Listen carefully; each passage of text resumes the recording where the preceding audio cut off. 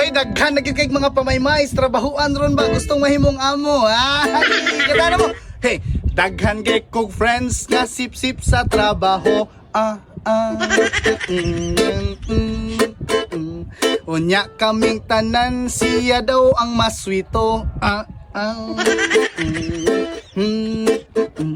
Magsikit-sikit, magpa-impress sa amo. Yan, magpa-impress sa amo, pamaymay. Unya, kapait, pariharami og sweldo. Dudong inday, paminaw sa mo. Kanang pagkasip-sip, di na makadato ninyo.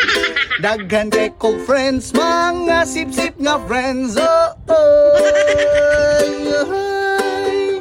Hilig kay ka og promotion. Dili ka amo pero ikay mo desisyon. Sip-sip kay ka friend, sip-sip kay ka friend.